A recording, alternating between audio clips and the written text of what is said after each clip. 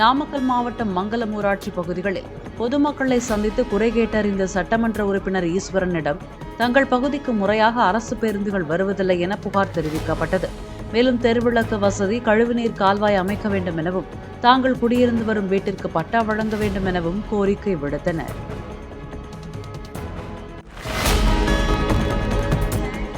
மதுரை பறவை பகுதியில் நடைபெற்ற முகாம் ஒன்றில் மாற்றுத்திறனாளிகளுக்கு செயற்கை கை, கால் ஆகியவை அளவு எடுக்கப்பட்டு உடனுக்குடன் தயாரித்து அவர்களுக்கு பொருத்தப்பட்டது.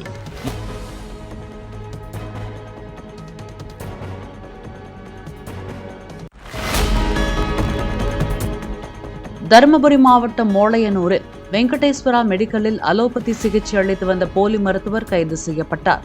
முதலமைச்சரின் தனிப்பிரிவிற்கு அனுப்பி வைக்கப்பட்ட புகாரின் அடிப்படையில் சுகாதாரம் மற்றும் வருவாய்த்துறையினர் நடத்திய சோதனையில் வெங்கடேசன் டிப்ளமோ மட்டுமே படித்திருப்பது தெரிய வந்ததால் மெடிக்கலை பூட்டி சீல் வைத்தனர்.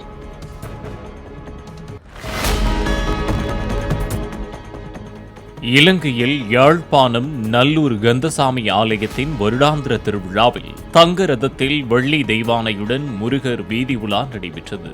சிறப்பு அலங்காரத்துடன் தங்கத்தேரில் வீற்றிருந்த முருகனை பக்தர்கள் பக்தி கோஷத்துடன் வடம் பிடித்து இழுத்துச் சென்றனர்.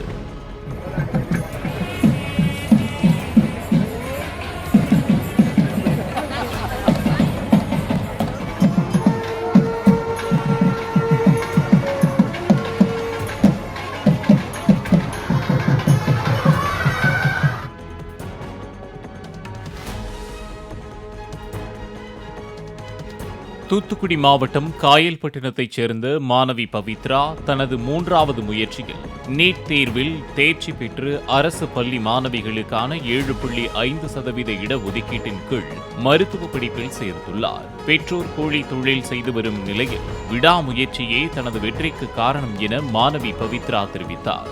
ஸோ ஃபஸ்ட் டைம் எழுதினேன், 91 தான், பாஸ் மார்க் கூட வாங்கலை. நெக்ஸ்ட் டைமுமே சரி எனக்கு அதை விட்டால் வேறு எதுவுமே படிக்கவே இன்ட்ரெஸ்ட் இல்லை. ஸோ அகெயின் அதுக்கு ரிப்பீட் பண்ணேன். லாஸ்ட்டாக 453 மார்க்ஸ் வந்துச்சு. ஸ்ரீ வெங்கடேஸ்வரா மெடிக்கல் காலேஜ் சென்னையில் ரெட் ஹில்ஸில் இருக்குது. அங்கே எனக்கு ஒரு சீட் கிடச்சி அலாட் ஆகிடுச்சு. எல்லாருமே நல்லா என்னை என்கரேஜ் பண்ணாங்க. இருந்தாலும் நம்மளுக்கு நிறைய டிஸ்கரேஜ் வரும், ரொம்ப இதாக பேசுவாங்க, நீங்கள் தகுதிக்கு மீறி ஆசைப்பட்டீங்க நிறைய பேர் சொன்னாங்க. இதெல்லாம் அவங்களுக்கு ஒரு ரிப்ளையாக இருக்கும்னு நான் நினைக்கிறேன்.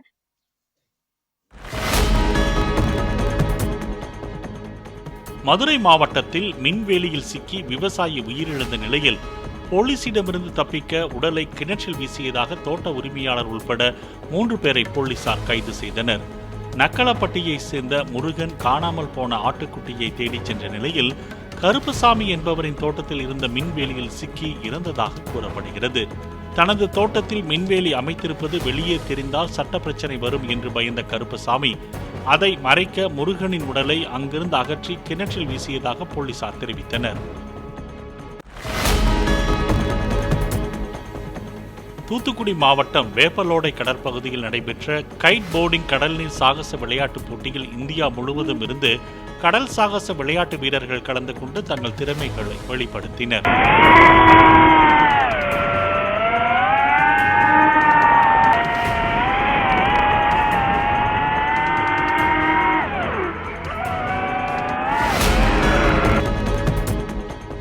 மருத்துவ பணியாளர் தேர்வு வாரியத்தின் மூலம் தேர்வு செய்யப்பட்ட 127 உணவு பாதுகாப்பு அலுவலர்களுக்கு பணி நியமன ஆணையை அமைச்சர் மா. சுப்பிரமணியன் வழங்கினார்.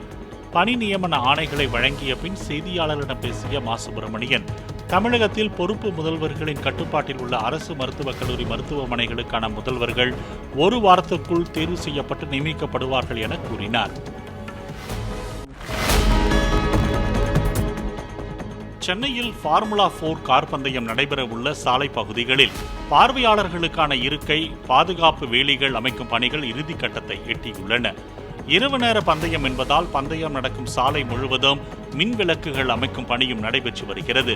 தீவுத்திடலில் போட்டியில் பங்கேற்க உள்ள கார்களை போட்டிக்கு தயார் செய்யும் பணிகளும் நடைபெற்று வருகின்றன.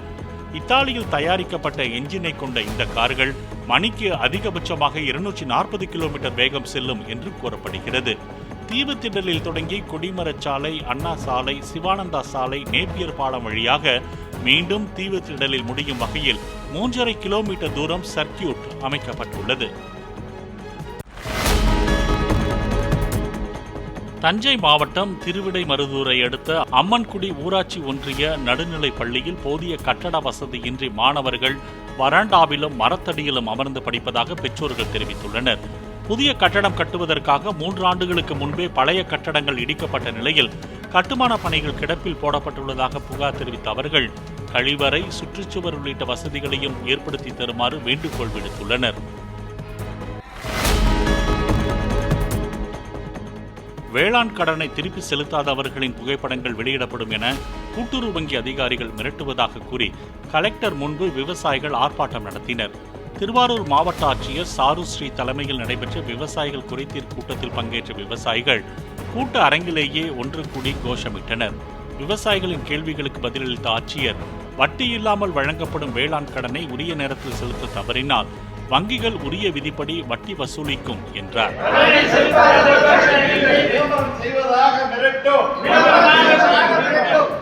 கூட்டுறவு அலுவலர்கள் மீது உடனே நடவடிக்கை எடு.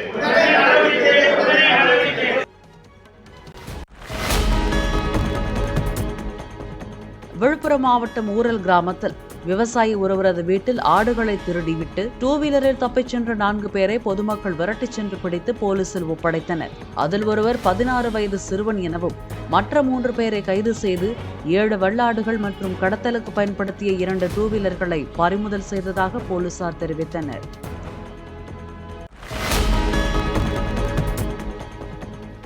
தமிழகத்திலிருந்து சட்டவிரோதமாக கடல் வழியாக இலங்கைக்கு கடத்திச் செல்லப்பட்டு விற்பனை செய்த 40 லட்சம் ரூபாய் மதிப்பிலான தடை செய்யப்பட்ட பூச்சிக்கொல்லி ரசாயனம் கடைகளிலிருந்து பறிமுதல் செய்யப்பட்டது. சட்டவிரோதமான பூச்சிக்கொல்லி, களைக்கொல்லி வியாபாரம் தொடர்பாக தகவல் தெரிந்தால் விவசாயத்துறைக்கு தகவல் வழங்க வேண்டும் என மாவட்ட விவசாயத்துறை அதிகாரி அஞ்சனா ஸ்ரீரங்கன் வேண்டுகோள் விடுத்துள்ளார். சட்டவிரோதமான விவசாய ரசாயனங்களை நம்மாலே காணக்கூடியதாக இருக்கின்றது. அந்த சட்டவிரோதமான விவசாய ரசாயனங்களானது நம்மாலே கைப்பற்றப்பட்டு சட்ட நடவடிக்கைக்கு உட்படுத்துறதுக்கு நாங்கள் நடவடிக்கை எடுத்துக்கொண்டிருக்கிறோம். தற்பொழுது விவசாயிகளும் இது தொடர்பான விழிப்புணர்வை பெற்றுக்கொள்ள வேண்டும். ராசிபுரம் நித்திய சுமங்கலி மாரியம்மன் கோவிலில் 12 அடி நீளம் கொண்ட சாரை பாம்பு புகுந்ததால் பக்தர்கள் பீதியடைந்தனர். சம்பவ இடத்திற்கு வந்த தீயணைப்புத் துறையினர் 1 மணி நேரமாக போராடி 12 அடி நீளம் கொண்ட சாரை பாம்பை உயிருடன் பிடித்தனர். பிடிபட்ட பாம்பு பின்னர் காப்பு காட்டில் விடுவிக்கப்பட்டது.